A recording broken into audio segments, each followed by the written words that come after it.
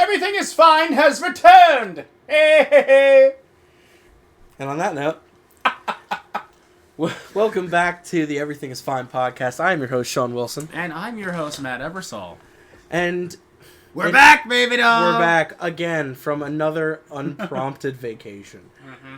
We were so proud of ourselves at the end of the Game of Thrones episode because, well, things finally looked like we'd actually get a good recording schedule. It was a damn good episode, too. It was a damn good episode. We had a good episode. We had a recording schedule laid out. We have ideas on the table. We were going to ask you guys, hey, what's some new things you might want to see us do in the coming changes that we want to make to the show? And then everything on the planet decided to impede our progress all throughout October and November. Yeah, it was, well, the first weekend that we didn't record, it was the weekend of my senior recital, because we're both music majors, and we're at the end of our college career, so it's about that time where we have to start putting on our senior recitals. Mine was a few weeks ago, and then pretty much every single weekend after that, we had Halloween weekend, we were really busy. We had my birthday weekend, we were very busy. R.I.P. the Halloween episode we wanted to do. R.I.P. the Halloween episode, yeah. I mean, the life just took a very, very dramatic shift in terms of our schedules and our busyness, and unfortunately, the show suffered as a result. We still have a lot of things we wanted to get to you within these past 4 weeks that we're still going to do. Like, I know for a fact a D&D episode is on the way.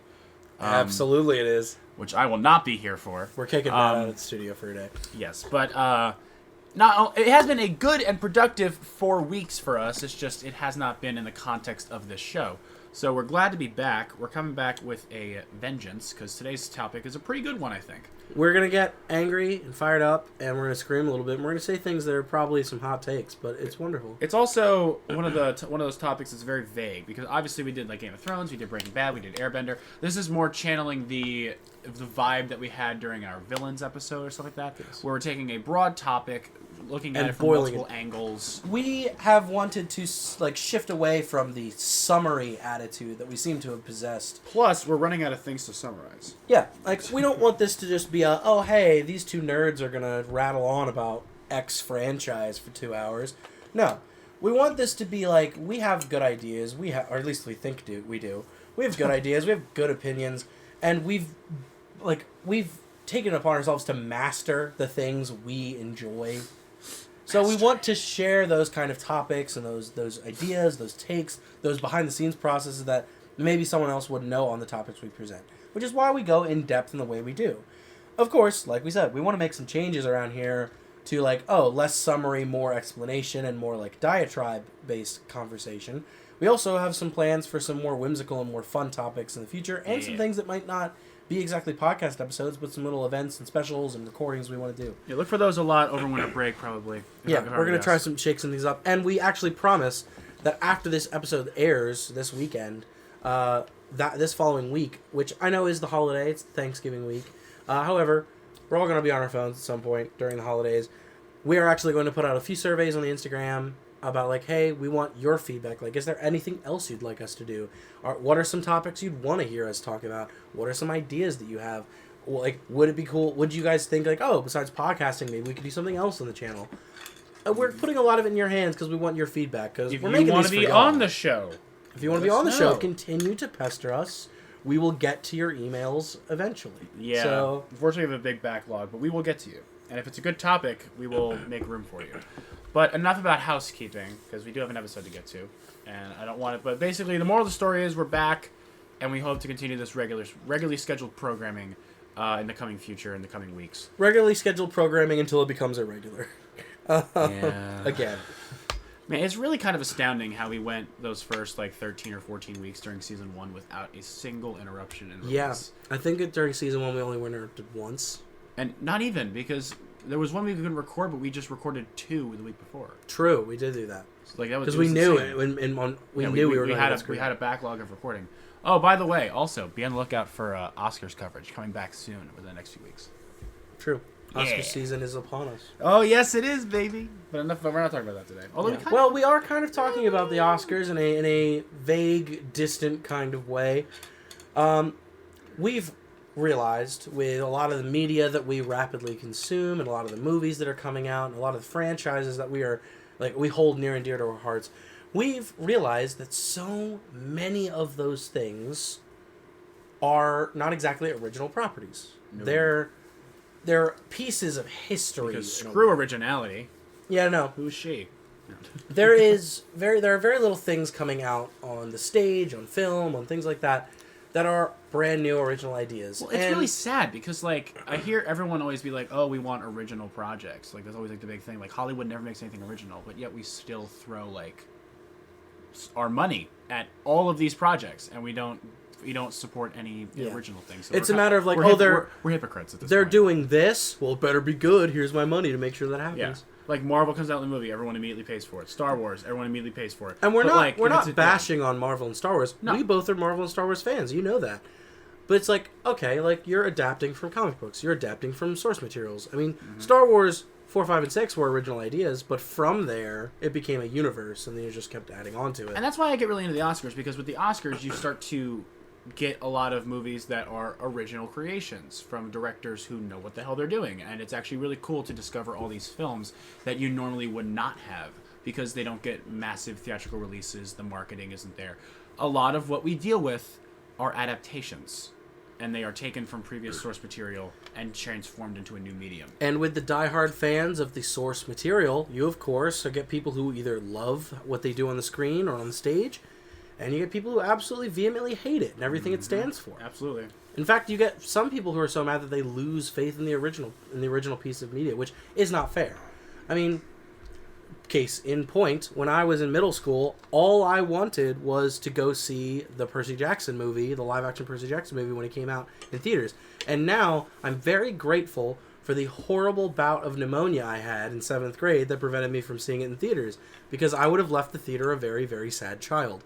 I love the Percy Jackson series with all my heart. The Percy Jackson books were I'm a young adult reader novel. Like, that was my fantasy series that I got hyper into in middle school and late elementary school. And I still read those books to this day. Basically anything that Rick Riordan slaps his name on, I put faith in it. Mm-hmm.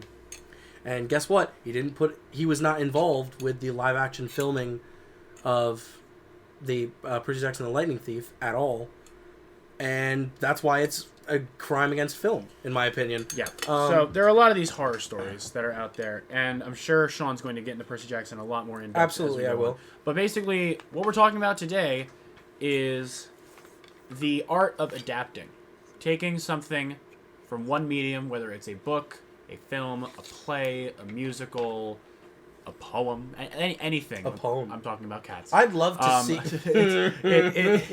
forgot about that. Basically, we're talking about the art of adapting, our favorite examples of how one can do this in a fantastic way, and also our favorite examples of how they completely, utterly shit the bed sometimes. So that's what we're going to be talking about today, and also how we think people go about approaching a project like this. Because when you talk about adapting, you obviously are not going to be able to create a full-blown 100% copy just because of the art of the fact that book to film, there's a lot of things you can and can't do in both worlds that it's just almost impossible to make a perfect adaptation of anything. There is no better theater than that of the mind, and you are unable to recreate things that a book can describe just simply because there is no technology, there is no amount of perfect special effects that can recreate that. There's a reason, a perfect example of this, and I was very, very pleased with it, the actual adaptation of this. It flew under the radar unless you actually looked for it, but there was a movie that came out, I think it was 2 years now, an adaptation of H.P. Lovecraft's The Color Out of Space. And Nick Cage starred in it. Right. Which, of course, is a turnoff for a lot of people, but it was not a one-to-one recreation of the short story that Hates Progress Lovecraft wrote when he was an author, but it did a very good job making you feel the same kind of terror. But I use this as my example of like why it's impossible to do one-to-ones. It was a very good retelling, reimagining of the original story. The original story is basically a meteorite falls to Earth, it lands on a family's farm, and then the strange energy it leaks out corrupts the crops, and it makes like the trees turn weird colors, and it infects the family members until they just kind of like become like these out of space horrors, and then everything blows up because the meteor explodes. Interesting. And it's like it's impossible to tell that kind of dread and fear through film, because cosmic horror, one of my favorite genres of storytelling, is impossible to dictate because it exists off of the fear of the unknown. Yeah. And you cannot adapt a story like that to film or even stage without having access to real life cosmic horror, which, as far as we've learned, does not exist yet. Yeah. So yeah, you're not going to be able to be like, oh, I'm going to call up Cthulhu and see if he can make us like a cameo appearance. No, like we've not found him yet, so we're not going to get that.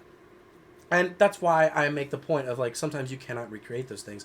Even much more simplistic stories, like, big example I want to bring up, because I know you saw this movie. I don't remember your opinions on it, but I was very excited when they announced Ready Player One. That, in my opinion, is not a good adaptation. It's not a good adaptation at all. And Ready Player One, for those of you who have heard of it, I don't need to explain. It's one of the greatest love letters to pop culture ever written. It's a great book. It's one of my favorite singular novels of all time. For those of you who've never heard of it, it's set in the future where real life sucks so much that most of the world's commerce is done on this massive online world that you kind of VR yourself into. And there's the founder of the whole thing, called the Oasis, dies and leaves the Easter egg of his creation somewhere in the Oasis.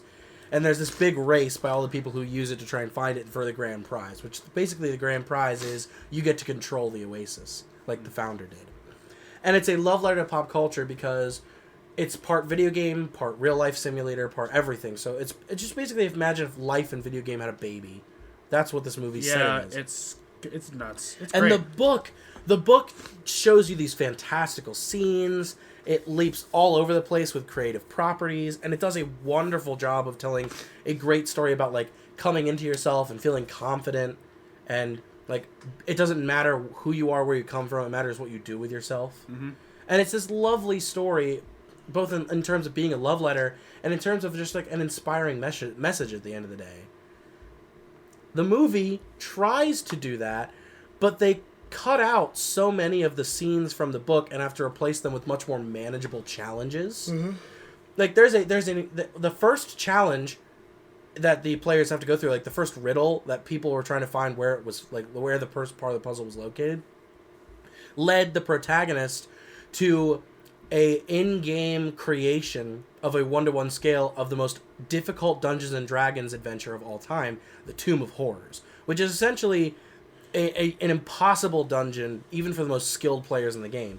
And that was the first task of the entire Easter egg hunt. Mm-hmm. What did the movie do? Let's have them do a car race. And the egg is hidden somewhere on the track. I just think it was a bad choice. I love Steven Spielberg. I just don't think he was the right director for that movie. He was not the right director for that movie because Steven Spielberg is a great director. Like, let's not insult him in any way. He does not deserve it. He's a great director. It was the wrong project for him. Yeah.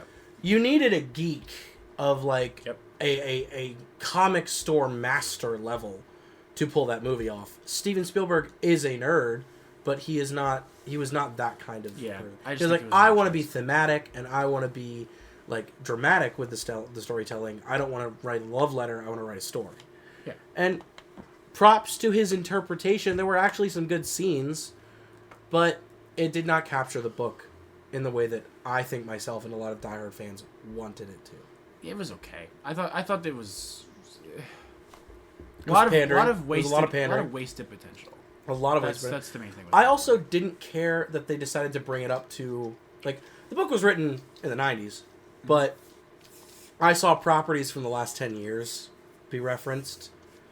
Like, for instance, you can, in the Oasis, people can design their avatar however they want, or they can just make their avatar appear like their favorite video game character. So, like, in the 90s, you're seeing, like, Mario walk around, and that's just someone's avatar, right? But there's a final battle where, like, an army of Oasis users fight off against the corporation that's trying to take over the Oasis. And I'm seeing, like, Tracer from Overwatch. Yeah.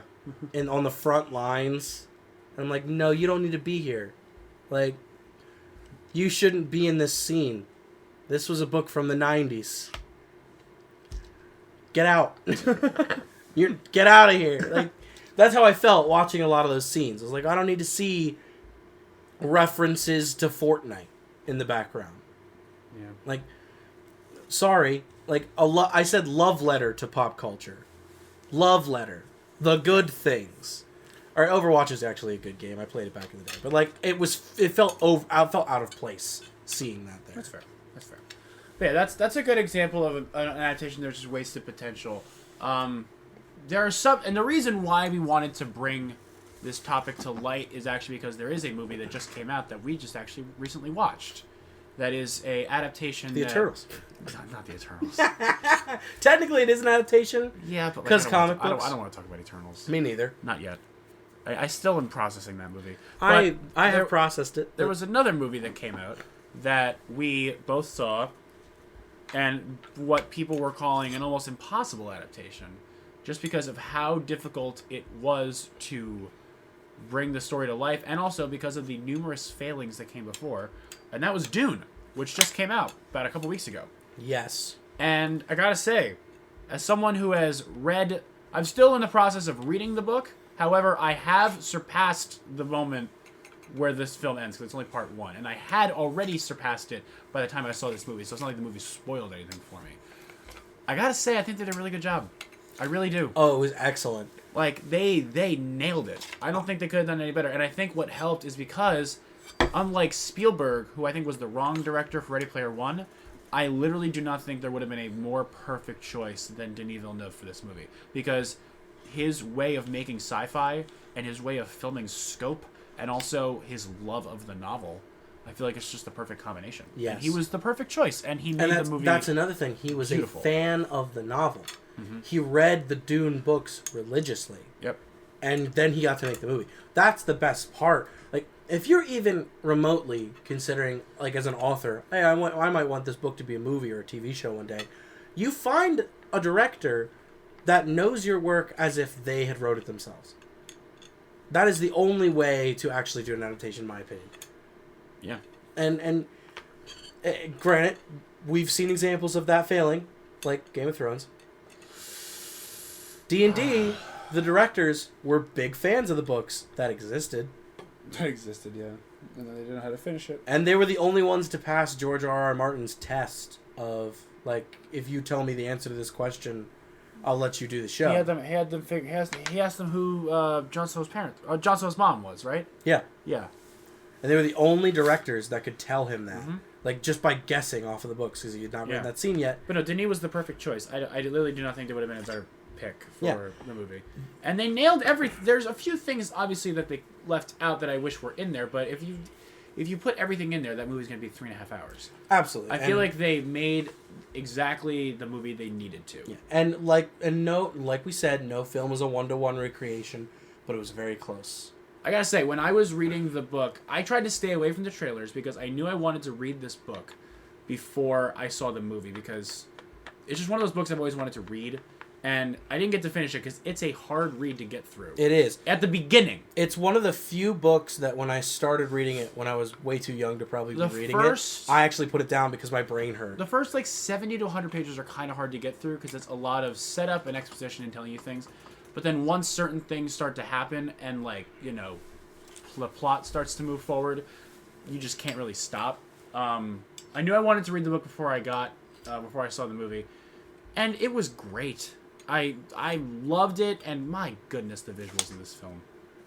And we're not making this a review of Dune, but my God. But we gotta talk about it because it's recent. My God, one of the most gorgeous films I've ever seen in my life. It was a big theme, a very important element of Dune is how dreams work, and the dream world and the visions that Paul sees. And I gotta tell you, that's what it looked like. It looked like a dream. The way they did the cinematography and so many different scenes with playing with audio and playing with fade and color, and the shifting mirage of the desert that they're on. Yeah, it was. I found myself. Movie started. I was all the way back in my seat. And then the more and more the movie went, I found myself, I realized 2 hours into it, I was full on leaning forward, and I didn't remember leaning forward. Yeah. My eyes were glued to the screen because it was an experience. It was like a trip. It was great. Yeah. Excited for part 2. And that's another thing. They knew that this book, there's too much. It's a great instance of adapting. If you know there's a lot to tell, give yourself room to tell it. Yes. Because they are giving themselves room. They're giving themselves 2 whole movies. Now, granted, some people abuse that power. Looking at you, Twilight, where you take a book and you're like, let's make it into 2 movies because money, as opposed to storytelling. So, also Hunger Games did that. Harry Potter did it, but they did it in a faithful way. Yeah. But like, you have to know what you're telling and the quantity of what you need to tell. Harry Potter, how much time that's gonna take. Harry Potter, which is a great segment. Harry Potter and Hunger Games, both great segments. They do that great and not. Harry Potter said, all right, there are 7 books. The last book contains the most amount of information. We're not going to accurately do this in 1 movie. We're going to do it in 2. Contrary to common belief, it's not the longest book. It's actually not.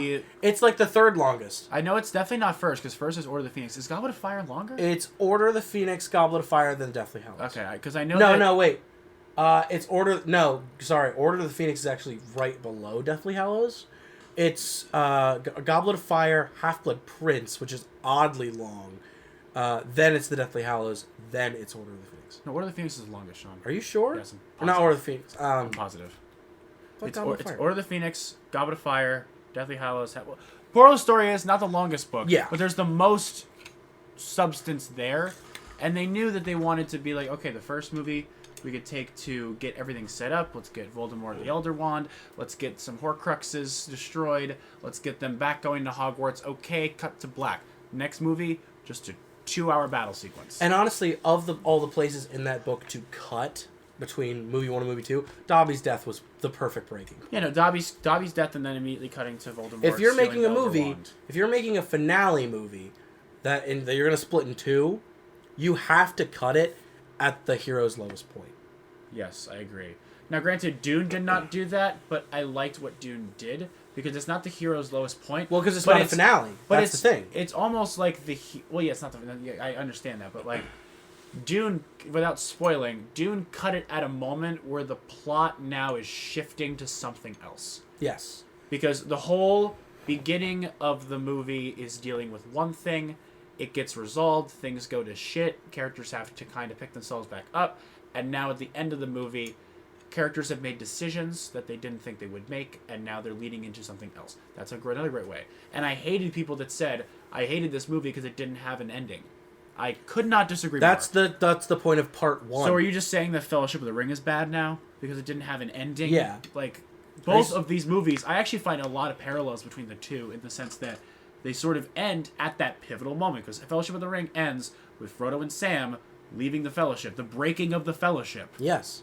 That's the perfect place to end that movie. Agreed. Whereas Dune, I think, also ended in the perfect place. They're starting a brand new section of their adventure. Exactly. That's the point. We have something to see, to cultivate in part 2 when it comes out in 3 years. Exactly.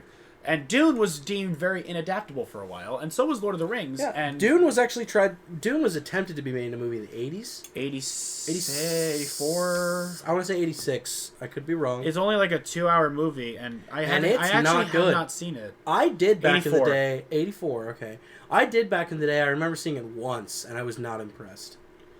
I just don't understand what they were thinking. Because after reading the book, I'm like, how on earth did they fit all of this into a 2-hour and 17-minute movie? There's no way. There's no way. Our Dune was like 2.5, 2:45. And it was only the first half. It was the first half of the book. Barely the first half of the book. Like, it was the first. It You'd argue it was like a third. It's not. There's a lot left. There's a lot left. But I'm okay with it. Part 2. If that's how they're going to split it up, I'm okay with it. Oh, I totally am, yeah. And then, obviously, like, all these big franchises, but, like, going back to just, like, one-offs that are adapted, I also am really interested in a lot of these movies that are adapted multiple times. Because there are stories that have been given multiple treatments over the years. A movie like Little Women, which I saw the most recent adaptation of it, directed by Greta Gerwig. So cool! Seeing a story that has been told numerous amounts of times, given fresh blood, a fresh voice. Really, really cool. Another one would be A Star is Born, which came out a few years ago. That's been done like 4 times, but what I like about that is each adaptation is playing to the times, because this one, very modern music. The singer is like a stadium country star, and then Lady Gaga's character is like this up and coming pop singer. Like, they change it via the times. The one Barbra Streisand is very different because that was made in the 70s, so it's very much so that kind of tone, keeping the same basic plot beats, but it's just changing with the times. I find that very interesting. So not only are there movies that are adapted once and then it's like cool, there's a lot of stories that are given multiple different goes, and I think that's really cool. I always enjoy that. It's always interesting. I definitely do like seeing how the same property can be taken and looked at in multiple different ways. Another good example. It. Yes. Like the miniseries of Tim Curry, very different from the movies they made a few years ago with Bill Skarsgård and all the kids from like the Stranger Things kid was in the first one. Like those are two completely different interpretations of that book. Yes. One had the stereotypical 80s horror feel to it because it was made in that time. And then you see the modern day It's, and they are nightmare fuel because that's this brand of horror for this generation. This generation's horror is all, I'm going to give you another jump scare, and then maybe some horrific imagery. Whereas 80s was much different. It was a creeping dread. It was a more campy style of horror. I actually liked it, the first one they did in 2017. I thought that was really good. I didn't actually care that much for it, Chapter 2.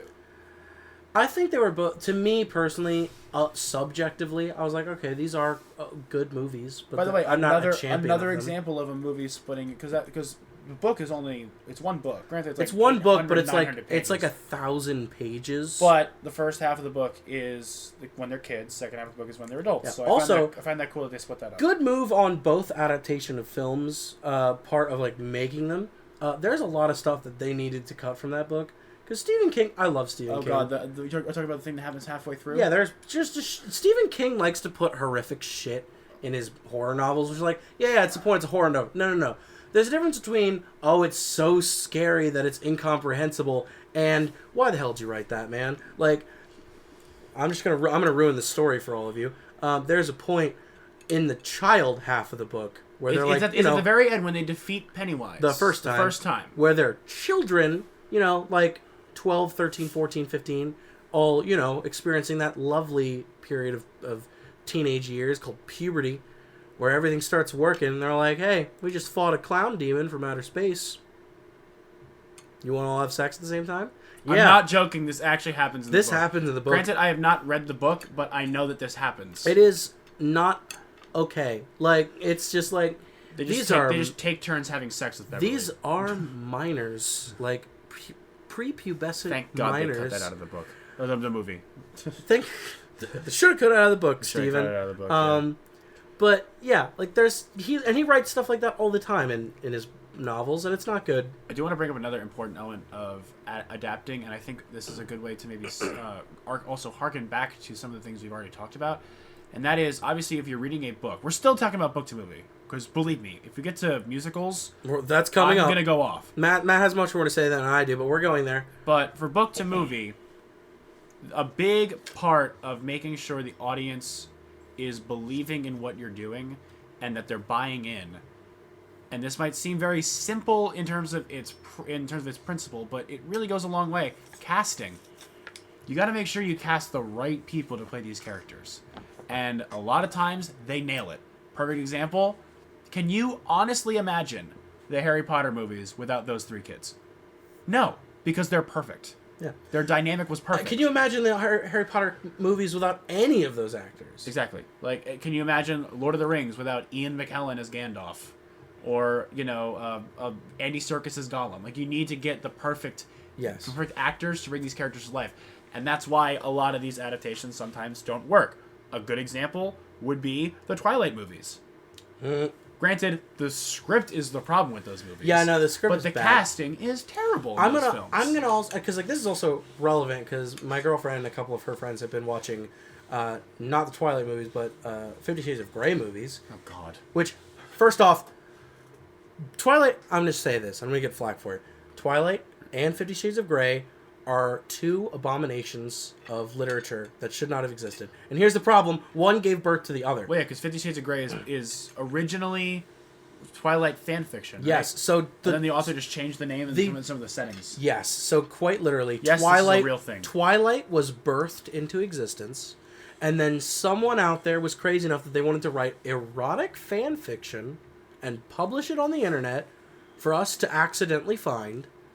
And then it got so popular that their fans requested so much more that they simply changed a bunch of the names, changed the settings, stripped away the supernatural elements of it, and it became 50 Shades of Grey. And then that got 3 films. I have seen 2 out of 3 of the 50 Shades of Grey movies. Not by choice. Not by choice. I apologize. I have seen 2 of them, and let me tell you, they are awful. It's just pornography. That's it. It's just pornography, and I quite literally watching the second one with a group of people. I sat up halfway through the movie, jokingly predicted the back half of it, and I was 90% right, and I was being sarcastic. That's a problem. That's a huge problem. But anyways, those were adaptations from each other that didn't need to exist, and then they made them into movies. Yeah. A crime. But you're right on Twilight, though. Twilight by itself, even getting rid of 50 Shades of Grey, Twilight by itself did not need that many movies. It did not need that much stuff. Granted, there was so much wrong with that production, much more than just the source material. It's a shame because just now, Kristen Stewart and Robert Pattinson are finally breaking free of the Twilight shadow that's been really moving over cool. their entire career. Because now Kristen Stewart is playing Princess Diana in a movie that I believe is going to get her an Oscar nomination. Yes. And Robert Pattinson is playing Batman. Like, what? They let him be Batman, and honestly, I am so excited to see that. Mm-hmm. He's going to be great in the Batman. He was excellent in The Lighthouse. Yes. Can we talk about that? And if you also saw the indie movie Good Time. I did not. Good movie. It was directed by the Safdie brothers, and it was Robert Pattinson's... Apparently, it was one of the movies that Matt Reeves saw Robert Pattinson in that made him go like, okay, this guy could be Batman. Because he was great in that movie. Yeah. And I have seen that movie. Which, like, granted, those aren't adaptations, but we're just stressing the point on these actors. It's also really funny because, like, if you go back and look at, Anna Kendrick's, Kristen Stewart, sorry. Anna Kendrick is also in those movies. Anna Kendrick is also in those movies. You go back and look at Kristen Stewart's Twitter, Malek, by the way. which is weird. She forgot that she was in Twilight. Yeah. How do you forget that you were in a movie? I mean, maybe she was like brainwashed. I imagine that if I was on the Twilight set, my brain would try and archive those. It's just those characters. They didn't fit those characters. And it's another reason why I think Dune is so good. The one that just came out, because honestly, the casting in that movie is great. Imagine disassociating so hard that you forgot you did something, but it was a movie. Movies take 2 years to film. Yeah. Now I would bring up another adaptation that I've heard a lot of shit about, but I can't relate because I have not seen a single movie. What is that? Nor read a single book. But I know Connor has a lot of strong opinions on it. That's the Aragon one. I never read the Aragon books. I tried, and I just didn't get through them. Because Connor, that's like his favorite book of all time. I tried, I didn't get through them, but I eventually absorbed the story just by listening and reading things about them. And I know how it ends. I know a lot of things. I just never actually sat down and committed to each of the books. I will say that the movie is god-awful.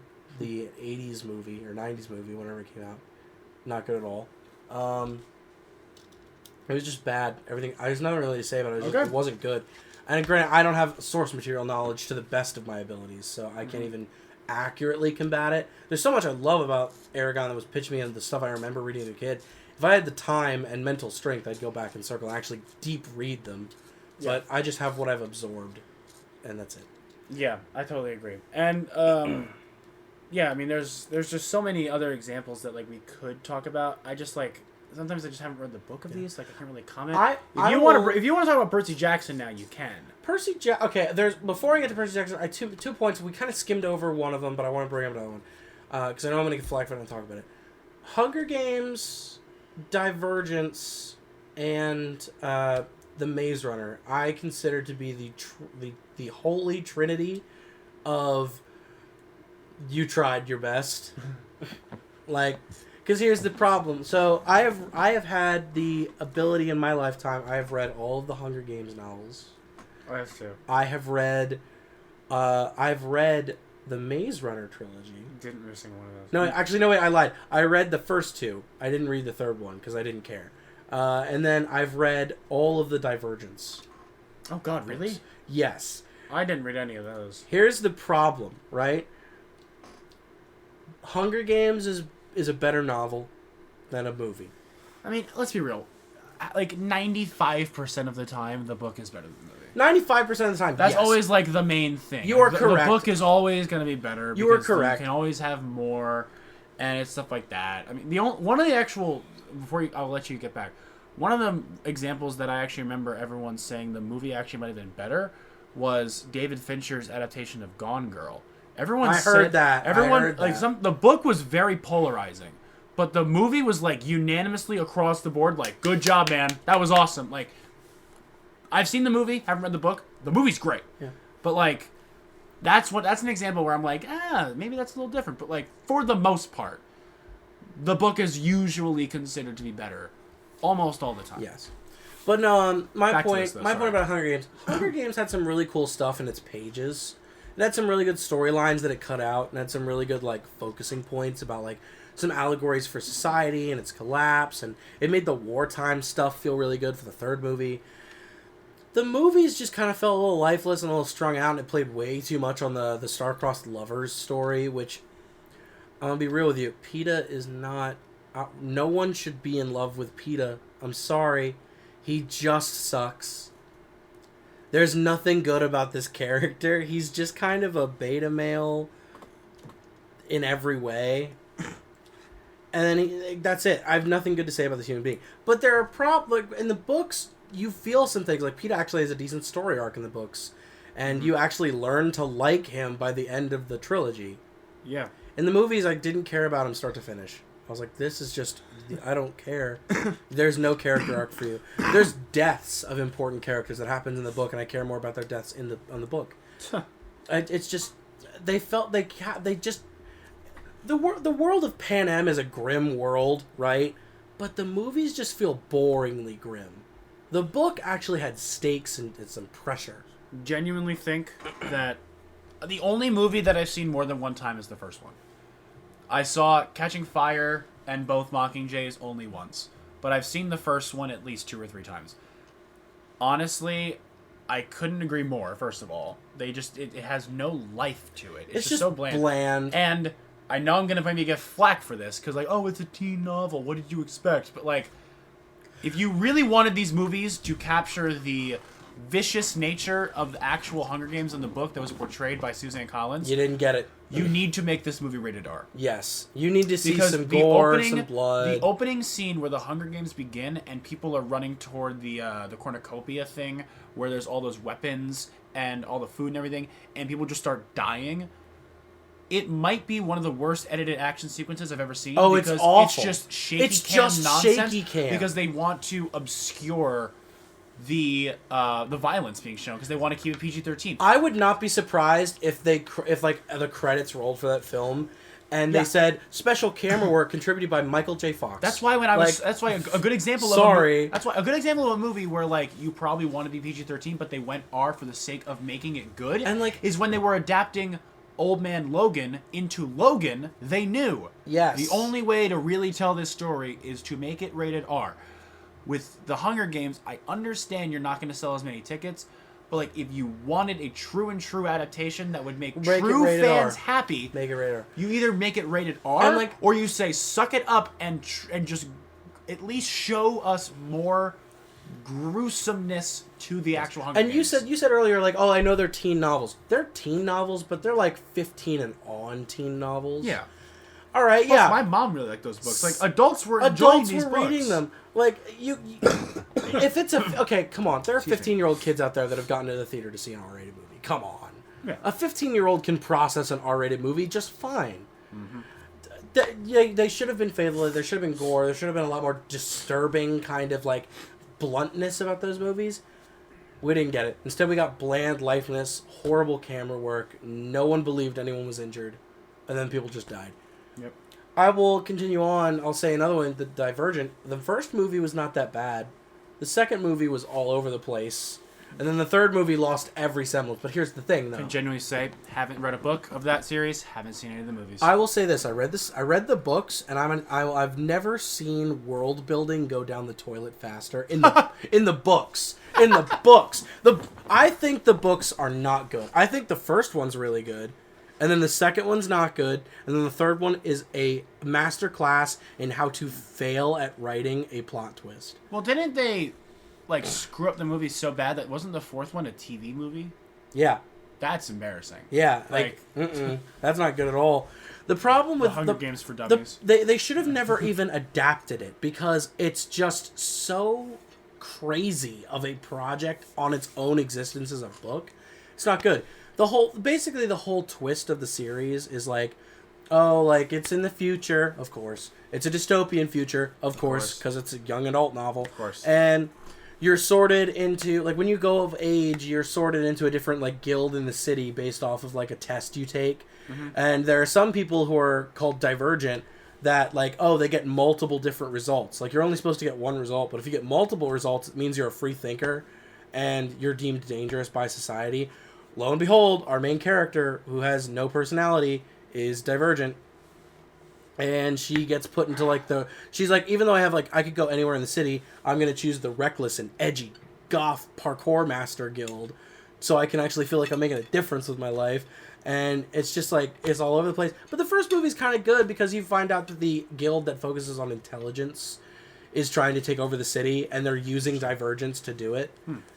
And it's actually neat. It's really cool. It's got some good allegories for corruption in society and why we place worth on titles. And it's actually neat. And then the second book is after the villain's victory in the first book, which also I like it when the villains win. Spoiler alert for Divergent. Yeah. Oops. The bad guys actually get away with it for once. The second movie is our heroes on the run after the guilds have pretty much been destroyed. But then it starts to lose its mind because you realize Divergence isn't exactly the good thing, but it's also a bad thing. And see the point. It's a big mess. It's a mess. And then by the third film, you learn that the last city, which they think like they're the last city on a world that can't support infrastructure, turns out it was an experiment the entire time. And when America went down the toilet in like 200 years from now, a bunch of cities were cordoned off and told that everything else was destroyed. So their city is just one of many experiments, and they failed. And turns out the real cause all along was to have the Divergence run the society and limit those who weren't. Why? For what purpose? What do you mean? Like, the world building went down the toilet, because once you learn it's just really a thought experiment made by dystopian America, you don't care anymore. Mm-hmm. Everything was for nothing. Yep. Now, another adaptation thing we should probably mention is the fact that every Stephen King book under the sun has been adapted. Now, granted, I have not read a lot of Stephen King. Ah, yes, the dark cinematic universe. But, like, a lot of these movies, like, some people might not even know that they're Stephen King books.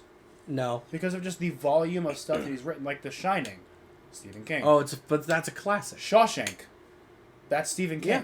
Green Mile, that's Stephen King. Like, Stand By Me, Stephen King. It's kind of nuts that people just don't even realize that it's him. But all these movies are great.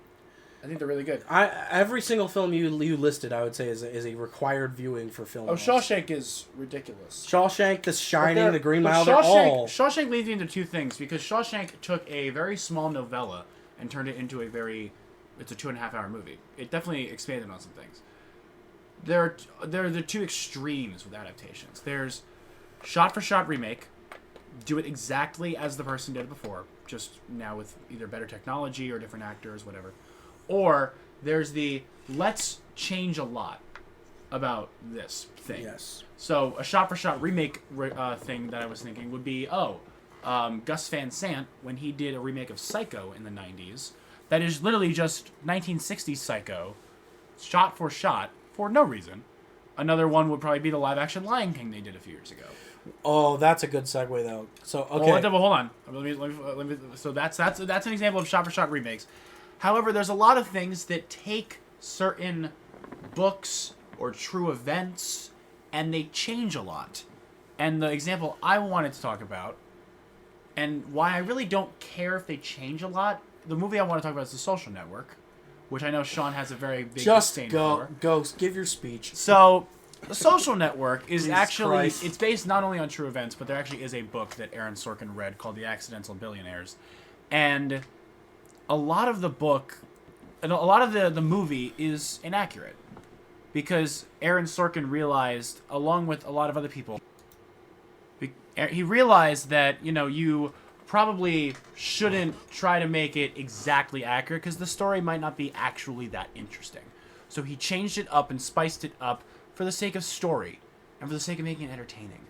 Same thing with Amadeus is a great example. A lot of inaccuracies. So many inaccuracies, but such a fun movie. But I don't care because the movie is so good that it's like, okay, yeah, you're adapting it, but that's where the whole thing, you're basing it on true events or inspired by true events. Yes. There's a difference. And if you admit that it's not one-to-one, that gives you liberties to play with it. Exactly. I will say, to end my young adult novel rant thing. Are we talking about Percy Jackson now? Well, no. Here's the thing. I'll say this, and then you said something I want to capitalize on, though. But, like, point is, Divergent, bad book series, shouldn't have gotten a movie series. Hunger Games, okay movie series, better books. You should have just made them older. And then The Maze Runner, the first book movie was actually really good. And then the second one was okay, and then I stopped caring about everything after that. Mm-hmm. That's just me, but Grace loves them. And Grace loves them a lot. So, like, they're her young adult novel that she hyperfixated on. Like we all chose one. Don't act like you didn't. Yeah. But that was her fixation, and she likes them, and she likes those movies. They're not my favorite, but they're good. The first movie was 1-to-1, almost. Mm-hmm. And that was very good. It was a very good adaptation. Was it my preferred movie? No, but I'm not going to disregard the success in the adaptation process. Another thing that I wanted to say is, like, the Percy Jackson thing. There is no way that you were not making those a TV show, which I am beyond excited. The fact that Disney has decided to bring Rick Riordan in to direct a TV show version of the original Percy Jackson and the Olympians 5-book series. I am beyond excited to see how good that's going to be, because Riordan is a master at mythological based writing. He's a master class in storytelling. He's phenomenal, and I will still read anything he cranks out to this day. I am 21 years old, and I'm still reading his books, but there's so much in those novels to get used to. There's no way you're not making that a 5-season show. Each book is a season. No way. Yeah, especially the later books. But the movie itself, immediately, the first thing out of the gate that ruins it is they're 16 years old in high school. And you might be wondering, why is that such a big deal? Well, here's why it's a big deal. He's 12 in the first book. And why is that important? There's this big doomsday prophecy that a child of one of the 3 most powerful Olympian gods is going to either destroy the world or save it on their 16th birthday. Why are they 16 in the first movie? You can't go anywhere after that. Congratulations. You shot yourself in the foot on day 1. Yep. And then they tried to make the second movie, and they cut out a lot of scenes out of the Sea of Monsters that actually made you care about characters more, made the movie flow better. It was bad. Also, they ruined Tyson as a character. Percy has a half-brother who's a Cyclops. His name is Tyson. And Tyson is the same age as him, right? He's like 13. Mm-hmm. But Tyson acts like he's 6 because Cyclops age differently. Mm-hmm. So a 13-year-old Cyclops is basically a 6-year-old kid. No, they made Tyson in the movie kind of a badass, and that's not okay. Like, imagine a, like, grungy, badass, dark take on Beaker from the Muppets. You don't want to see that.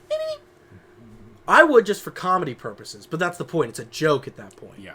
You can't give the badass treatment to some characters. Tyson is one of them. Tyson is just a large child, and they gave him a leather jacket and wild rocker hair and made him fluent in English. So just not good. Not good at all. Not my Tyson. But yeah, there's that. That's my point is, Percy Jackson, now that it has its proper adaptation in the works with Riordan working on it, which is another thing. I said it earlier. If you're making an adaptation into film or stage or music, anything, you get the original creator involved if they want to be. Riordan being a director for this series is the best thing that could happen to it. Yeah. But to capitalize on the thing you said earlier is a nice transition. You mentioned live-action Lion King. Yes, I did. We've talked about book to film for the last hour.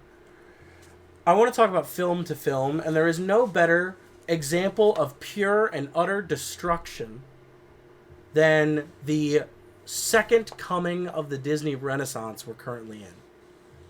And when I mean second coming of the Renaissance, I don't mean in a good way. I want you to look me in the eyes, Matt, or if our dear listeners, I want you to look at yourself in a mirror, and I want you to try and convince yourself, and I want you to say with a straight face that there is a single live adaptation that has come out in the past 10 years from Disney that is above 5 stars on a scale of 1 to 10. I want you to try and convince yourself of that, and when you realize that you can't, you're welcome. Not even just that, because I agree that that's important to make the movie good.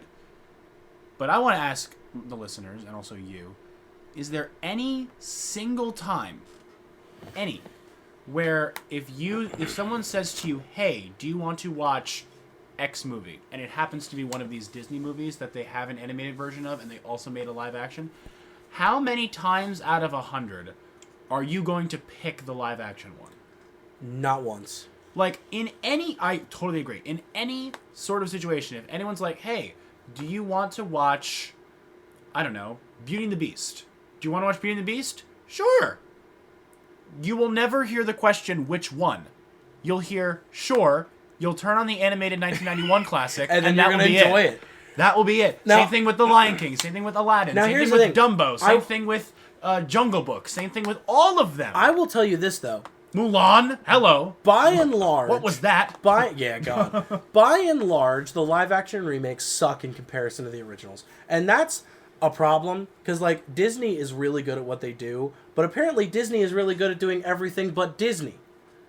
Like, Disney can actually take some, like look back in the day, their big break was a animated version of Snow White and the Seven Dwarfs, and it's a Disney classic. Mm-hmm. They can take a fairy tale and make a fantastic film out of it. They can take stories and make fantastic adaptations of it. Yeah. Apparently, they can't just take their own work and redo it. Like, yeah, because Snow White, there's been a lot of live action. Because there was that like Huntsman movie, and yeah, which that was other wrecked. Ones. Cinderella has been done a million absurd times. Amount of times. We get it. She's abused by her family, and then she finds a hot guy. We all know what that story is like, or we can relate to it in some way, shape, or form. I will stand by the fact that the best version of Cinderella I've ever seen is in Into the Woods. But we're gonna get to Into the Woods in about 20 minutes. Yeah, 20 minutes. Yeah. But just like really, who in their right mind would ever prefer? If you do, that's great. If you enjoy these movies, I'm happy for you. I'm sorry, but like I just don't understand anybody who would prefer the 2019 Lion King over the 1994 Lion King. And I honestly think the reason why a lot of people are hating on these movies is not just because they're bad, because they are, but I think another reason is because of the recency. Because a Cinderella live action remake, that movie came out in the 50s. You can get away with that. A Peter Pan live action. They tried doing that. Granted, it was bad, but at least people were getting excited about it. It was like, oh, Peter Pan, that's exciting because we haven't had a Disney-made Peter Pan movie in a very long time. Same thing with Jungle Book or all this other stuff. The Lion King, though? No. That came out in the 90s. It's still a classic. What's the point? It's arguably... Everyone loved it. Yeah. and we talked about this... Apparently not you, though. It's pretty low on your list. Okay. I mean, I still like The Lion King, and I can acknowledge its status as probably the king of the Renaissance. Oh, yeah. But, like... It's the peak of animation. It's the peak of animation for the Renaissance. But the problem is just, like, you have something that is undeniably one of the best animated films in the last century, and you made the ugliest live action air quotes version of it. It's so soulless and bad, and there's so many bad creators. Soulless is such a good word, Sean. Soulless. It's soulless. It's like watching an AI reconstruct it. Yeah. It's so not it's not good. It's not good. There's not a single good acting choice made. I lied. Timon and Pumbaa. Oh, Billy Eichner and Seth Rogen were Timon and Pumbaa. Billy Eichner. He was good as Timon. Yeah. Really, Seth Rogen is Seth Rogen. Yeah. I mean, it was. I mean. And newsflash, I'm sorry, Beyonce should not have been in this movie. No, it's hard to. First of all, they made him photorealistic. Like, they look like real animals. Ugh. But here's the thing about animation. Animation, it allows you to do things that you wouldn't be able to capture in the real world. Yes. So, taking these animals and making them animated, you're allowed to almost make their faces act human-like and show human-like emotions. Like when Simba watches his father, spoiler alert, when he watches his father get murdered right in front of him, he screams, and you see the terror and the sadness and the despair in his face. In the movie, the live-action movie... You don't get any of that. All you see is a lion cub opening his mouth and yelling no. If you've been to the zoo, you've seen a lion open its mouth, now try and put anguish behind that. You can't do it. It didn't work. And then they have the gall to keep making these, because they've already made Beauty and the Beast, they've already made Aladdin, they've already made Mulan, they've already made Lion King. And they've announced greenlit projects. Little Mermaid. They have... Greenlit Pinocchio. Yeah. I don't want to see that. I think I'm sorry. aren't they making a Hercules too, or at least it's in development? I heard a rumor. It's in development. And there's also a rumor about a live action photoreal. I don't know if it's photo. It's not going to be photorealistic. Or it might be of Robin Hood. There's a rumor about a Robin Hood film, which I'm going to say this: Robin Hood. They have tried doing Robin Hood every single decade. I will say this though: the Disney Fox-based Robin Hood is one of my favorite old Disney films. Yes, I love that film. It's I not watched that super a high lot up for as me, but it's enjoyable. It's a classic for me. You don't need to touch it. Get away. They've made a bunch. They made the Kevin Costner Robin Hood. They made the Russell Crowe Robin Hood. They made the recent one with Taron Egerton that I heard was dog shit. Yeah. Like they just keep making this story. Same thing with Cinderella. Same thing with Jungle Book. I don't care anymore. But Pinocchio too. Pinocchio. There's a lot of Pinocchio movies in development right now because Disney's making one, but also Del Toro is making one. There's 2 Pinocchio movies. Why is Del being Toro made. making one? I don't know. But he has better things to do. Yeah, he has way better things to do. But I was one thing I want to reference from the Renaissance. I can't remember the name of the writer that said the quote, but there is a rule that they stuck to in the process of making the Renaissance films, and that was because they're all of them were musical theater. They were all musicals. Think about that. They were a series of a decade of musicals that were made with animation skill. And the golden rule of musical theater that they stuck to... This is Howard Ashman. Howard Ashman. The golden rule that Howard Ashman stuck to was, for a musical, characters talk until they cannot, and when they cannot talk anymore, they begin to sing. And when they sing, they sing until they cannot sing anymore, in which they dance. Yeah, when emotions keep building, they go from talking to singing to dancing. That's and the golden rule. It's really easy to watch a musical version of an animation. The perfect example of that is probably Under the Sea. That's like the prototype. People don't sing their emotions in real life. Life is not a musical. You're not going to walk down the street and then you're going to be late to work because someone's so happy they had to dance in the middle of the street. That's not real life.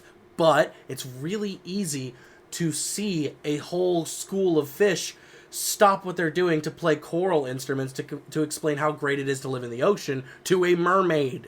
It's really easy to see that musical scene because you're already watching something that cannot possibly happen in real life.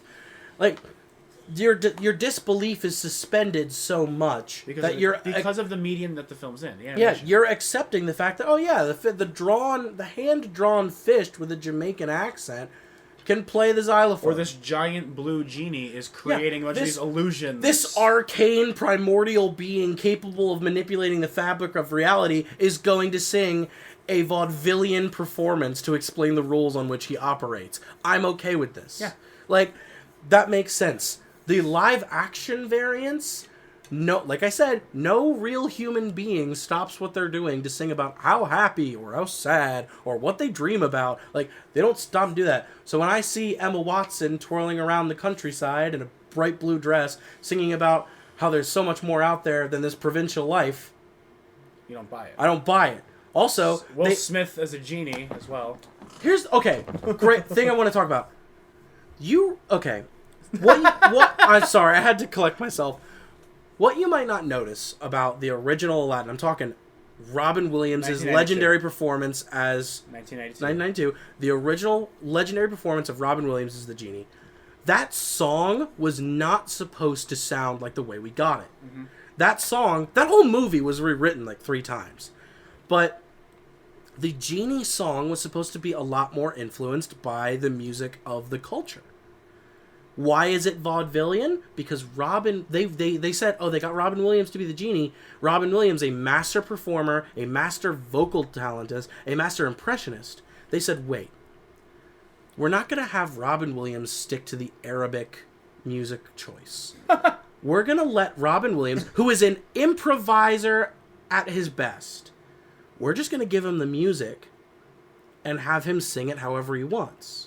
And then when he decided to do impressions and different style choices in the recording, they orchestrated it around his impressions.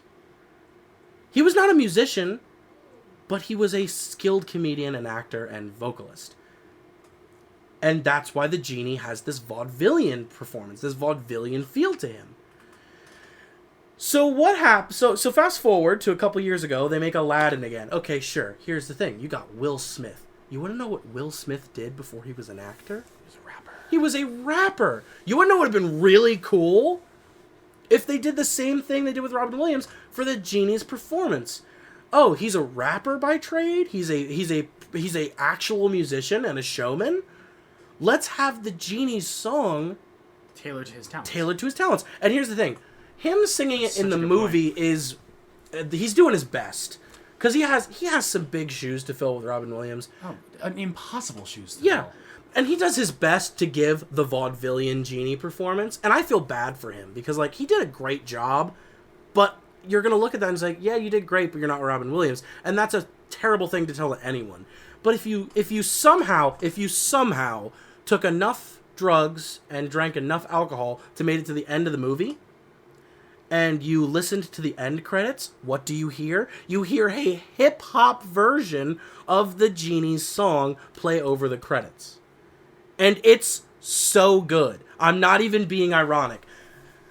The end credit version... It's Will Smith in his element. He's so literally... it's going to be good. He's rapping, he's adding in extra verses, he's giving a funk to it, and it is so good. I'm not even the hugest fan of Will Smith's music, but, like, I would have much rather have seen... a hip-hop version that he actually performed and they kept in the end credits in the actual scene, because I would have believed it more. And maybe that would have changed how I viewed the Genie for the rest of the film. Why were you making these choices? What are these choices? And just the music alone feels really bad too across all these movies. Yeah. I'm gonna go back to Beauty and the Beast, right? Mm-hmm. I think that Beauty and the Beast is the best of the live-action recreations. And I don't mean that in a good way. I mean that in a, you got a C+ where everyone else got a D-. I like one of them more. I'll let you finish your argument. And, like, whatever you say, you're probably valid. But, like, yeah. In my opinion, Beauty and the Beast is the best of them. I think that it's actually got some good... In terms of the Renaissance ones, yes. In terms of the Renaissance ones, yes. It's better than Lion King, it's better than Aladdin, it's better than Mulan. So yes. I will give you that. Mulan's the worst, hands down. I personally think that... Despite the fact that maybe they didn't, like, stretch the envelope that much, I did actually enjoy the Jungle Book remake they did. I thought it was pretty good. Yes, because... And I also liked the Cinderella remake they did. I thought that was also pretty well done. I didn't care about the Cinderella one, but, like, the thing is, I will give you this Jungle Book part before I go back to Beauty and the Beast. The Jungle Book felt okay, mainly because they let the actors play their characters how they wanted them to. Yeah. Like, I actually kind of liked Tom Hanks as Baloo. Bill Murray. Bill Murray, not Tom Hanks, sorry. I'm tired. Christopher Walken as King Louis was weird, but it worked. I mean, like, how do you replace Louis Prima? But, like... You try. Louis Prima was an actual jazz musician. He was a legend. Christopher Walken? No. But you know what? Why not? It had some heart to it. It just kind of failed in every other characteristic. But back to Beauty and the Beast. Emma Watson can actually sing. You wouldn't know it by watching this movie, though. Because they auto-tune her. And you can tell. There's several scenes where you can tell that she sang a more natural pitch. But the sound is robotic. Like, there's no way a human being made that note. They midied her. I can't believe they midied Emma Watson. She's not that bad of a singer. Yeah, I mean, she's not like, She's not a virtuoso, but they midied her. They auto-tuned some pitches, and they corrected some off-key notes, but they did it in a way that the editing was so obviously midied, it just hurts. and it's not good. There's also heavy auto-tune MIDI on the Beast songs. Yeah. He doesn't sound like an organic being when he sings. He sounds like a robot, and it's uncomfortable. And keep in mind, guys, this is the one that Sean calls the good one. Yeah, this is the good one, and I'm gonna tear it to shreds. It just wasn't good. I think that actually this one had probably some of the best visuals out of all of them. Like, they actually did a pretty good recreation of the Beast Castle. I think the Beast looked pretty good for a live-action 1-to-1. That wasn't bad. The effects on the snow looked weird, but The wolf scene was a little choppy at points, but it got the point across. Yeah. I didn't like how artificial the town looked. Yeah. Yada yada. But here's the thing. Here's the problem. The Beast had heavy autotune in his music, right? Emma Watson had horrible autotune on her music, right? Who did they get to play Gaston and LeFou? Enlighten me, Matt. It was in the live action? Yeah. Luke Evans and Josh Gad. And what are they famous for? Musical theater. Musical theater. There is not a drop of autotune at all on their voices during the Gaston number, which I'm going to say this. I didn't think the Gaston song sequence could get better from the original. It's pretty good. I lied. It is better. I will say this. I love the original Gaston sequence because it's just so comical how much of a douchebag he is. But the actual theater performance in the live action one is really good for no reason. When I was a lad, I had 4 dozen. And they're both Broadway actors, and they let them do whatever they want with their song. If you go and listen to it, Josh Gad as LeFou literally just riffs for the last 45 seconds of the song. And he adds character traits to LeFou. He adds life to him. He adds depth to him. He has a straight up moment where he, like, in song, like, tries to spell out Gaston's name, realizes he's illiterate, and says, oh shit, I've never had to spell it out loud before because I'm illiterate. We didn't know that about LeFou. We didn't need to know that about LeFou, but guess what? It's so comically well done that it adds to the scene. I agree. Also, they both of them hit wonderful notes. They both hit a clear quality and sound. They parade around. There's a whole sword fighting scene in the middle of the song, and no one drops pitch, no one drops performance, no one drops the character. It's really good. Why didn't you let anyone else do that? You can't give this one scene, yeah, just do whatever you want, we'll catch it on camera, and we got this gold mine, and then everyone else you middied the shit out of. Yeah. Why? You immediately devalue the rest of the movie. Like, wait a minute, where would this come from? You're so angry at the end of it. Yep. I agree. Speaking of musicals. Speaking of musicals. Well, one last thing I want to make about the Disney live-action remakes and the fucking hellscape that they are. The fact they added a song to every movie. Oh, yeah, no, I don't like that. I don't like that. You don't need to add more songs. No. I think that Jasmine's song in Aladdin is the worst thing I've ever seen in terms of... Speechless? Yeah, Speechless. Yeah, no. I get it. You wanted to empower Jasmine. You want to know why... Here's the thing. You didn't need to empower Jasmine. You want to know why you didn't need to empower Jasmine? If you watch the original, she's the feistiest woman ever. She knows she doesn't need no man. I'm going to do you one better, actually. I'm going to do you one better. What's that? You're talking about how these live-action movies take the music directly from the animated classic and add one more. Is that pretty much your gripe? Yes, because they're all useless. You want to know what my gripe is? What's that? There's actual Broadway musicals of all of these movies with new music written for them. Everyone loves them, and they're like, ew, no, don't like that. Let's have Beyonce write a song instead. Yes. Literally Beauty and the Beast. Okay, I'm not joking. No, go off. You know much more about I was in this show my senior year. I played the Beast. Yeah. Minor this flex. Stick of a man. Minor flex. Was the Beast. Minor flex. Like, I know the show very, very well. And I can honestly say, 2 songs that were added to the show, that being Home, which is a soul that Belle has when she gets to the castle, and If I Can't Love Her, which is the song, the closest Act 1, and it's Beast's sort of like big lament song where he's like, oh God, woe is my life, I'm never going to find love again, yada, yada, yada. Those songs are honestly better than any of the songs from the movie, in my opinion. They're written so well. And the movie, the movie they made, the live-action movie, they're like, nah.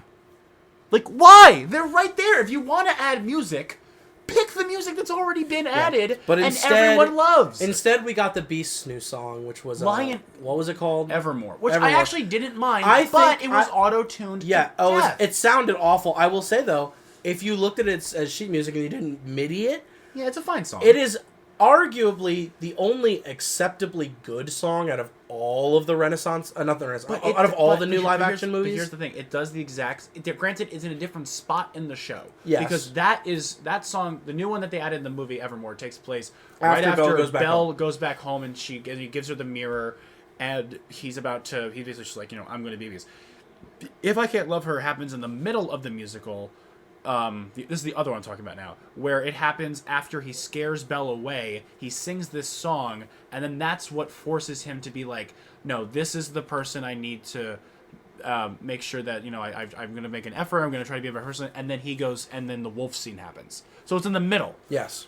But they both kind of serve the same purpose. They're both kind of like the Beast saying, I was an asshole. Here's why. Here's what I need to do to be better. She's pretty cool. I should, try to get with that.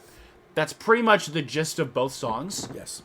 Why would you write a new one that does the same thing? It's when the other one is better, does the same thing, and happens in a place in the musical where you can honestly use some music. Yeah. Because that part of the movie where they added it, it doesn't make sense. Beauty and the Beast, the Tales of Old Time. Then you have the mob song right after, and you're squeezing a song right in the middle.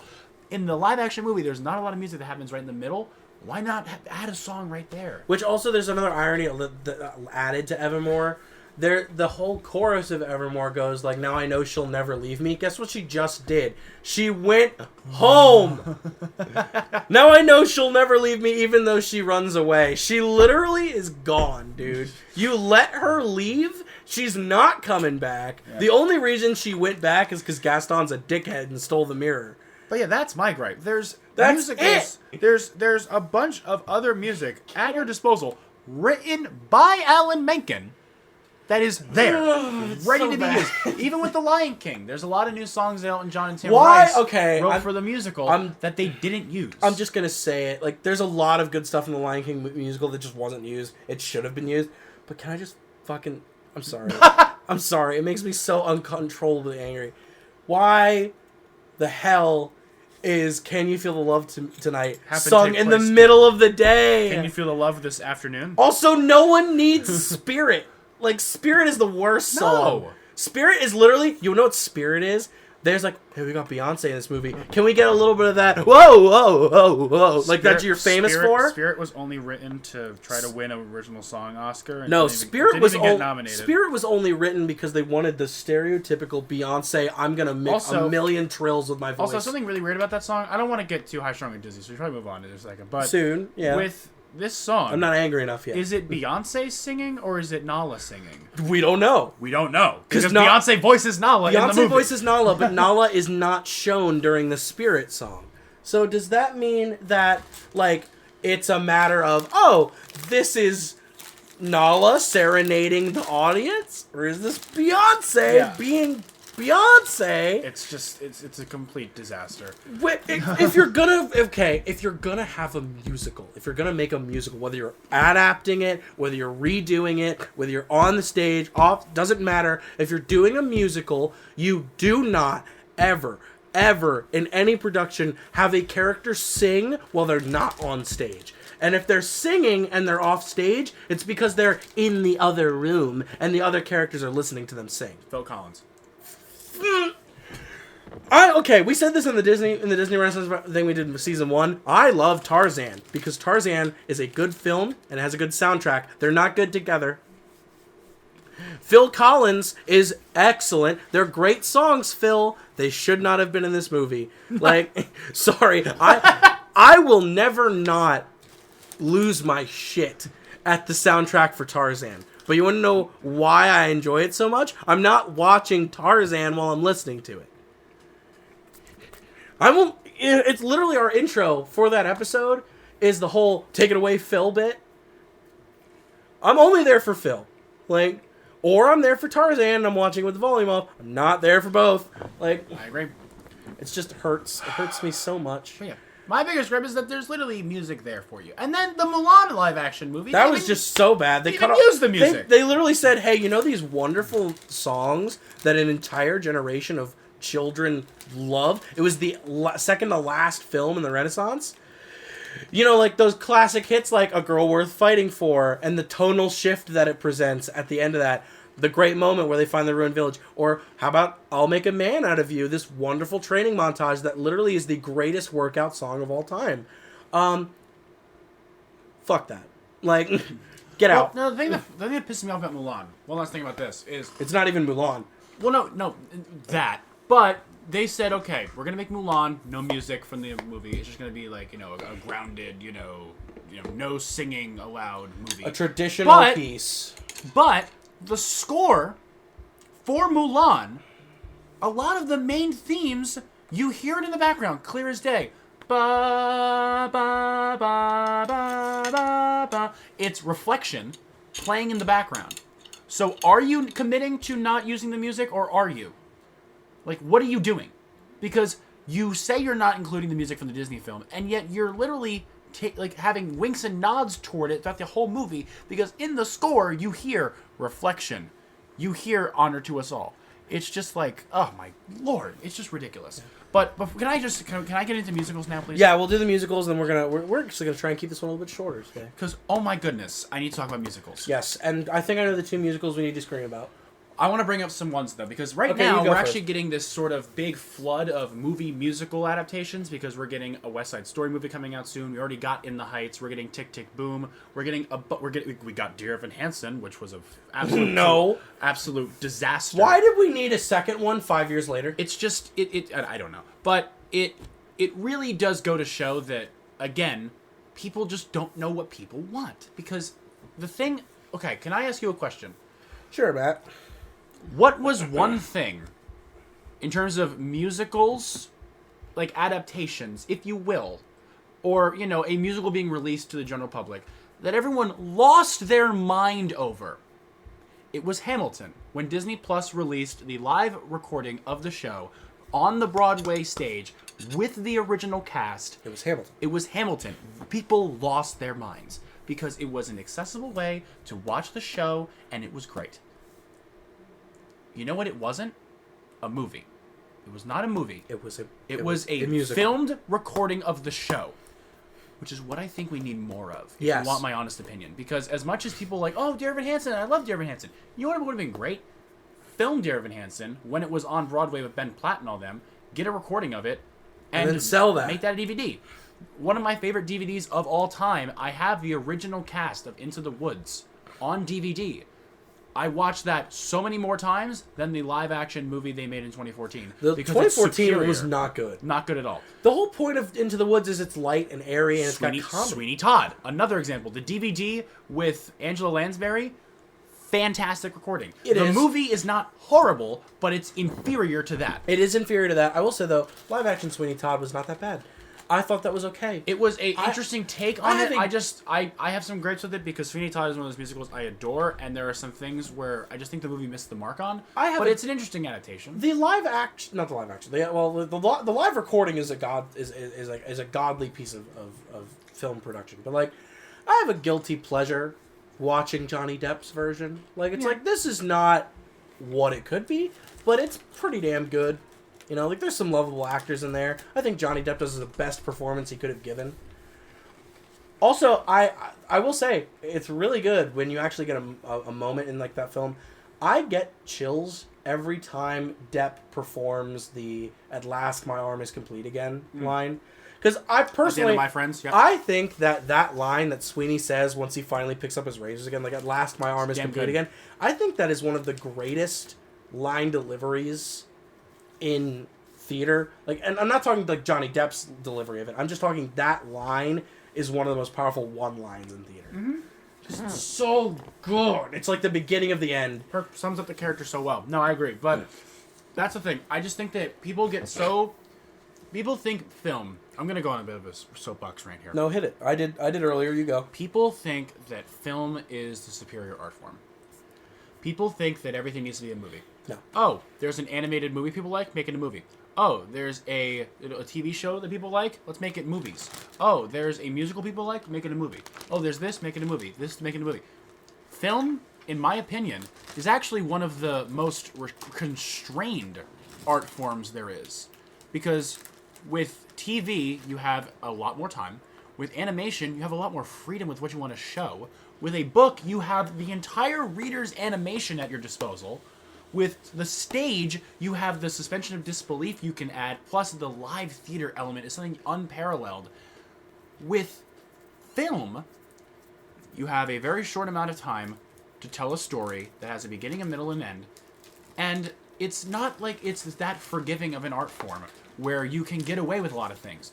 Film is not forgiving in the sense of you can't really... It's much harder to tell a story with a movie than it is with a book or it is with a TV show. So the fact that everyone always thinks everything needs to be a film is mind-boggling to me, because that shouldn't be the case. What you should be doing is you should be trying to figure out what is the best version of this story.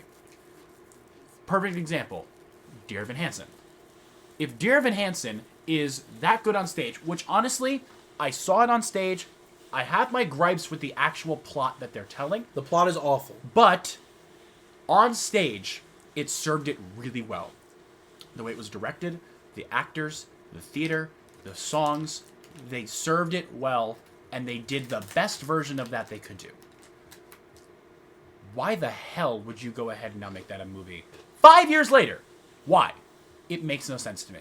And I have not seen the movie. I refuse to. But I've heard nothing but shit against it. And honestly, I'm happy. Because maybe this is going to open up people's eyes to be like, you know what? Maybe we shouldn't just be rushing to make these musicals into movies. And genuinely, goes back to casting. Why would you cast Ben Platt as Dear Evan Hansen? Ben Platt looks 30 goddamn years old. Because he is 30 goddamn years old. And the thing is, with Tobey Maguire in Spider-Man, this is like the other one. It's like, oh, he's too old. Okay, I see that.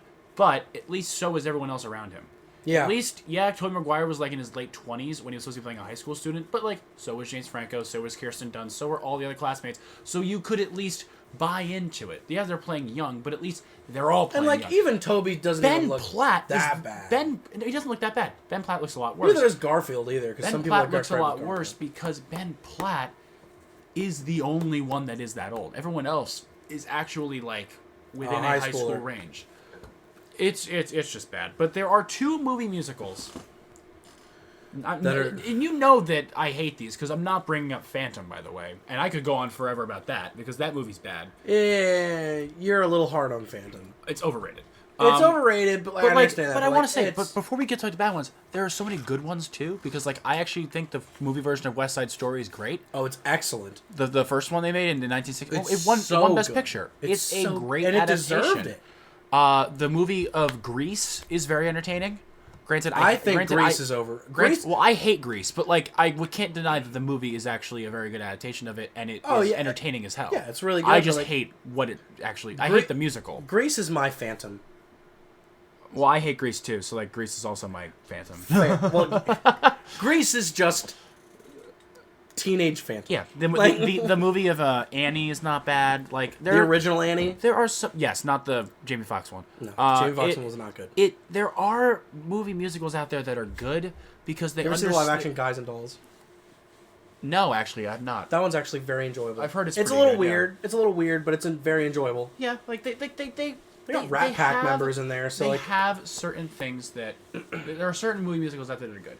However, once you start getting into the 2000s and the 2010s specifically, now they're just like, oh, let's make every musical into a movie. And that's not like the way Into to go. the Woods. They made Phantom. They now making Dear Evan Hansen. They're making West Side Story again. They made The Prom, which was god awful. They made all of these other movie musicals, and I'm just like, why? And they're still making more. They just announced Wicked, and they cast Glinda and Elphaba. Like, why do we need a Wicked movie? I understand, like, people maybe want to see that because, like, oh, Wicked, but, like, you know what would be so much better? How about you record the actual show? And you do what the Hamilton did. What's wrong with that? Oh, God, it's so frustrating. But anyway, so the two movie musicals I really want to bring up, and I know the ones that Sean wants to bring up. One is an adaptation of a musical that I and Sean... Same director. Yes. One is a musical that Sean and I both love, The other is a musical that Sean doesn't love as much and I despise with all my heart. I'm, of course, referring to Tom Hooper's adaptations of Les Mis in 2012 and Cats in 2019. Tom motherfucking Hooper. Tom motherfucking Hooper. Should be dragged out into the street and shot like a rabid animal. Well, okay. I'm sorry, but that's how I feel about it. His biggest sin to me is breathing. Is that he beat out Fincher for director at the Oscars in 2010. His biggest sin is the fact that he Social continues... Network deserved to win, not King's Speech. His biggest sin is that he continues to breathe the same oxygen as me. But anyway, so he made Les Mis in 2012. And very ambitious, I'll give him that. Because if you don't know, Les Mis, he wanted everything to be performed live. Which is and is not the greatest blunder of the film. It's like... it goes back to what you said about about why Hamilton was great. If you wanted it to be live, perform it like a musical, not a movie. Watch literally any of the concert versions of Les Mis. If you have your actors doing live takes for 8, 9, 10, 11 hours a day, the same 5-minute scene over and over and over, guess what? They're gonna give out. Their voices will be lost. They will be dehydrated. They will be injured. Not many people know this. You can injure your voice by singing too much. Mm-hmm. That's why professional opera singers or professional performers in musicals will sometimes take vow of silences the week before opening night. I can see that. Yeah, you've told me. You've done it before. There's a reason for that. Because you want your voice to be in perfect condition for that kind of thing. Because vocal performances are a form of exercise. It is a form of athleticism. I sound like crap right now because I've had a head cold for the past month. They're your instrument. Yeah. You are your own instrument. You are your own... I wouldn't take my trombone and baseball bat that thing into the street. You wouldn't want to run a marathon if you're not prepared. Same thing. You're not going to sing for 9 hours a day for like 180 days of filming. And the fact that there's so many actors that didn't walk away with lifelong injuries from that set were ridiculous. Not like they had like actual injuries like getting dropped from heights or like stunt performances. No. Like, for example, Hugh Jackman lost like 100 pounds to play like the lead in that musical. Good amount of weight. So did Anne Hathaway. They lost like 90 pounds over the course of 2 weeks, which is not healthy. It is not at all. They starved themselves. They dehydrated themselves. It was ridiculous. The whole point of a musical is you don't need to be 1-to-1. If you're playing someone like Jean Valjean, who was a prisoner in the first act, who was decrepit and an old man and all that, guess what? You wear a baggy prison uniform and put dirt on your face and get a makeup specialist to fuck with your hair. I've been on a bad mood for this one. But like, the thing is, you don't shred yourself by 90 pounds to look malnourished. Because guess what? You are now malnourished. you are in danger of dying. Oh, whoops. And that's just the physical gripes I have with this. Anne Hathaway gives a not so good performance of I Dreamed a Dream. You wouldn't know why? She's crying. Now here's the thing. In theater, crying can be used to accent a performance. But guess what? There's a way to cry that actually is correct in theater. There's a trick you can do to actually like loose your tear ducts, but only your tear ducts. Because when you cry, a chemical that your body makes secretes all of the liquid in your head, which includes your mucus. And like how I sound right now, I'm a little gravelly. You wouldn't know why? There's mucus down the back of my throat as I'm recording this. You wouldn't know what you can't do if there's mucus in the back of your throat? Sing well. Sing well. There's a reason why Anne Hathaway sounds like she's dying. It's because she is. She is 90 pounds less healthy and has coated her vocal cords in mucus. That's why she sounds like she needs to be put out of her misery during that song. But you said something very interesting. You said that Anne Hathaway gave a bad performance of I Dreamed a Dream. And while I agree, I also don't. Because here's the thing about Les Mis that is my problem with it.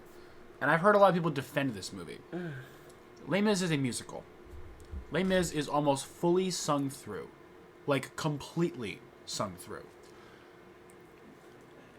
I think the most important aspect of a musical is the music, especially when the music is the entire goddamn thing. Yes. Now, I know where you're going. Anne Hathaway's acting and Russell Crowe's acting and Hugh Jackman's acting are fine. They're emoting. They're doing a good job. It's fine.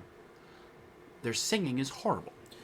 It's so goddamn bad. And it's almost incomprehensible sometimes when you're hearing certain musical themes or musical motives that are thematically important, and you can't tell what the hell they're singing because they're pretty much screeching. They're like, they're screaming, and it's like, why? So when it's they're in pain. When I hear people defend this as a good film, I'm like, okay, fine, yeah, the filmmaking. Yeah, visually, it's a really nice film.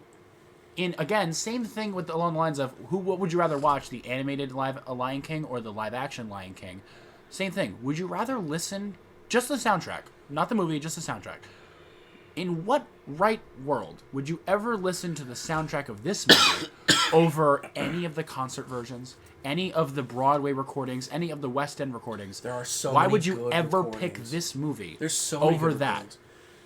Recordings. It's so bad. And like there's another.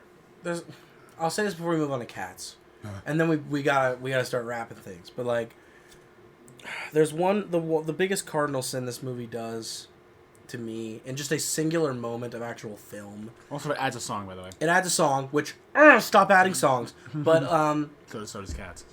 So. Cats has many more problems than adding a song. But there's one awful moment when Jean Valjean decides to take on the revolution or whatever. There's this famous scene where at the end of his song, as he rips up his parole ticket... Oh, that's the beginning. It's soliloquy. Yeah. The soliloquy, when he rips up his parole ticket, he rips it 3 times, and it's in conjuncture with a flourish from the orchestra.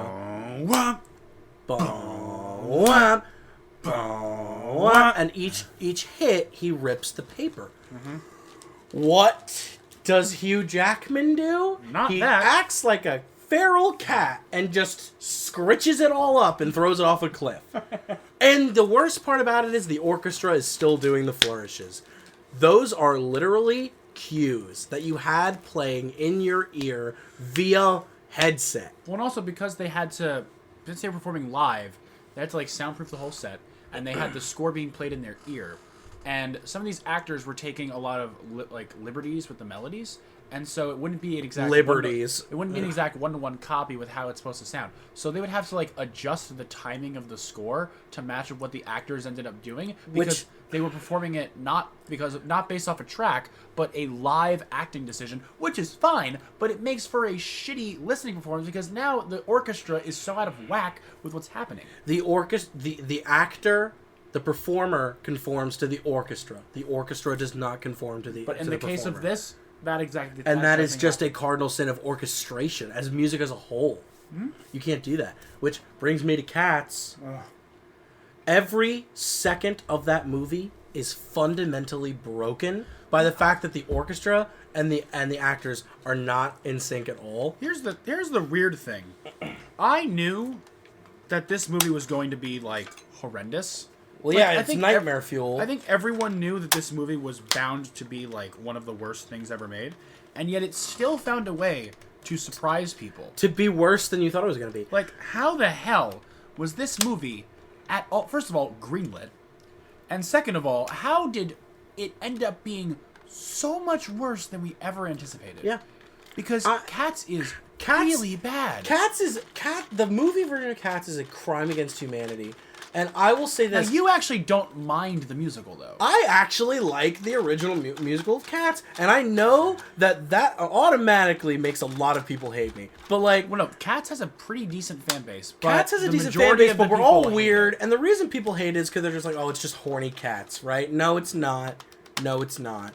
It might be a little bit, but it's not. Like, the whole thing... Cats is the simplest story. Cats has virtually the simplest story on paper. All the cats are part of a cult, and one of them gets picked every year to go to a better life.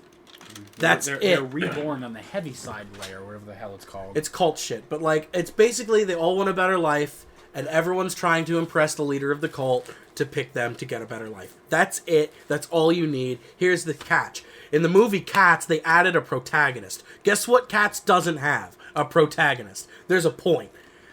Most musicals follow a central protagonist during a journey, right? Cats is unique because the entire protagonist is the cats themselves, the entire ensemble. Because the first act of Cats in theater is just every character singing the song that introduces themselves and shows what their personalities are and why they want a better life. The entire first half of the musical is an I Want song. And then you learn that there's one cat who's older, who was actually kicked out of the club, that needs to be reborn the most. But the cats do this thing where they show physical affection by touch. So the fact that this cat has not been touched, everyone shies away from her, is basically saying you don't deserve to live. Sus. And that's the cat that needs it most. And in the second act, the leader of the cult realizes this, and they single out that one cat who has been kicked out of the club after they give one of the greatest performances of a song in musical history, musical's history. I'm referring to the grandiose hit of "Touch Me." Memory. Well, Memory. Well, yeah, but like the line of "Touch Me" in Memory, the song of Memory. Singing Memory, that is the final catalyst to get chosen, and they're reborn, and everyone accepts her back into the club, and it's the melting sensation of being touched for the first time that moves people to tears. So what did they do in the musical? They kicked that character to the curb, and they put a protagonist in. And the protagonist invites the cat back into the cult. We didn't need an extra character. You know, I was mad enough when Disney... Well, no. Victoria is in the musical. Victoria is in the musical as a side character. Yeah. She shows up twice during the entire musical, and you said, yeah, that cat that has about 90 seconds of stage time, well, it's because she's the main character now. It's because Victoria in the musical is the one that is the cat that accepts Grisabella back into the Jellicles by doing the whole touching thing. And that is the character that is the one that almost breaks the feeling that, oh yeah, we maybe should let her back in, because Victoria's very innocent, very childlike. She doesn't have all this pent up emotion from all the past. She's just seeing things. She's very naive, seeing things as they are. And then Tom Hooper was like, oh, yes, you're my main girl now. Yeah, and that's a problem. No! Cats doesn't have a main character, and that's the point. The main character is the Jellicles. By the way, what is a Jellicle? We never find out because I hate this musical. This is also, keep in mind, this is also a timeline where Dr. Seuss is a beloved author, so, like, come on. It really is, though. People need to stop that. I just cannot understand how no one throughout the course of the production of this movie was like, maybe this is not the best idea. Yeah. Because there's so much wrong. When you look at this movie, there's not a single sequence in the movie that was altered. No. That wasn't altered. Sorry. The performances are not good. There's not a single musical number that is true to its original thing. For instance, I think one of the most badass songs in the original is The Magical Mr. Mistopheles. Magical Mr. Mistopheles, the cool magician cat in the original, is this godly, arcane fey being amongst the cats who can shoot lightning from his hands, and he blows things up, and he teleports around. What do we get in Tom Hooper's version? The shittiest sideshow musician who I would mug on the street if I met in real life. Literally, in the original version, he descends from the heavens on a rope covered in magical light. What do we get in the film? He fucks up the same magic trick like 8 times in a row during his own song. Man. It is not good at all. For the record, you have a lot more opinions on this because you actually like the musical and hate the movie.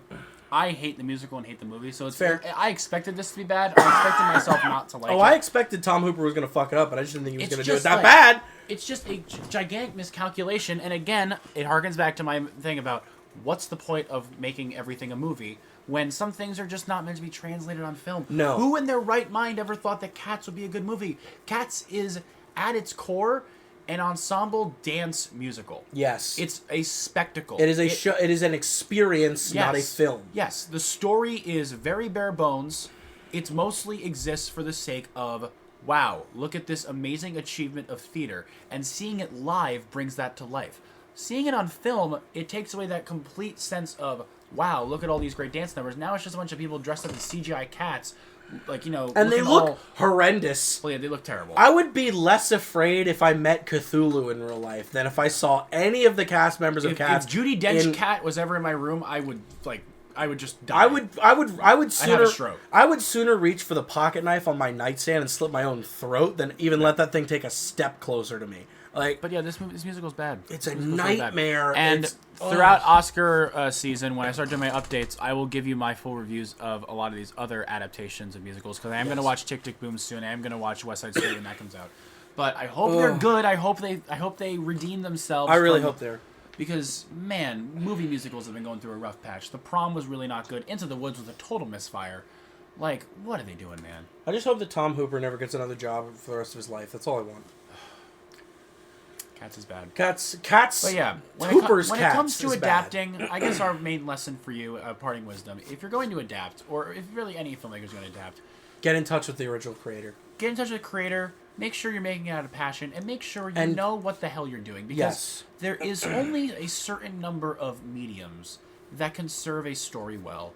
And if you come across something where you're like, man, this just isn't working, then maybe this isn't the right medium for this story to be told. Maybe it's not.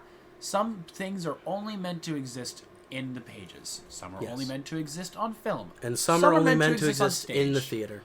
It really just comes down to making the right decision. Making the right decisions, knowing when and where to make those decisions, and just being smart.